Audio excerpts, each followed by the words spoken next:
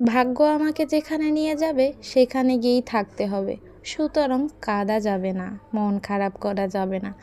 আর ভালো থাকা না সম্ভব হলেও অভিনয় করে বাঁচতে হবে।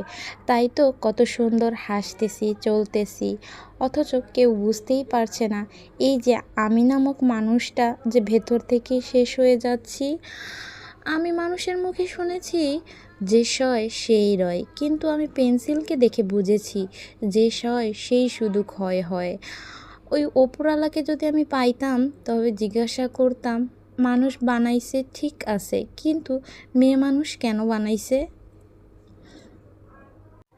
মইরা যাওয়ার আগ অব্দি আমার একখানা আফসোসই থাইকা যাইব, আমারে কেউ আমার মতন কইরা বুঝলো না। তোমাকে আর বোঝাবো না আমার কিসে আঘাত লাগে আর কিসেই কষ্ট হয়। বহুবার বলেছি, বহুবার বুঝিয়েছি, কিন্তু তুমি সেই একই কাজ বারবার করেছো, খুব নিখুঁতভাবে। তুমি বুঝলে প্রথম দিনই বুঝতে, আমার বুকের বাম পাশে ক্ষতটা দেখলে প্রথম আঘাতেই দেখতে পারতে। ধৈর্য ধরতে ধরতে এক বিচ্ছিরি রকমের অধৈর্য বহন করছি, যেখানে ফল প্রকাশ হয় আমার চেহারায়, আমার চোখের কালো দাগ। আর ভালো লাগে না, আমার সব কিছু থাকা সত্ত্বে যেন আমি নিঃস্ব, আমার কিছুই নেই। কি করা যাবে, আমি যে মেয়ে মানুষ, মেয়ে মানুষের তো সব কিছু থাকতে কিছুই থাকে না। আগে যার মুখে শুনতাম তোমাকে ছাড়া বাঁচতে পারবো না, এখন তার মুখে এমন কথা তো বেমানান, তার কোনো ফলই প্রকাশ পায় না। তাকে দেখলে এখন আমার বড্ড হাসি লাগে। কেন আমি তার জীবনে এলাম, কেন বা তার জীবনটাই এমন হলো? আমি কি এখনও তাকে ভালোবাসি? কিন্তু সে মনে হয় বাসতে পারে না।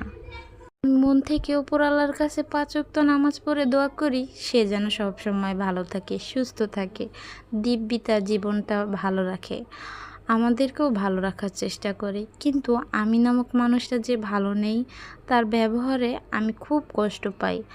আমি যেন ভেঙে চুরমার হয়ে যাচ্ছি, কিন্তু তার বহিঃপ্রকাশ আমি দেখাতে পারি না, আমি কখনো দেখাতেও চাই না। কেন আমার এত কষ্ট? আসি এখন রান্নাবান্নার কাজে। যতই দুঃখ কষ্ট থাক, সংসার তো করতেই হবে। আমি যে মেয়ে মানুষ।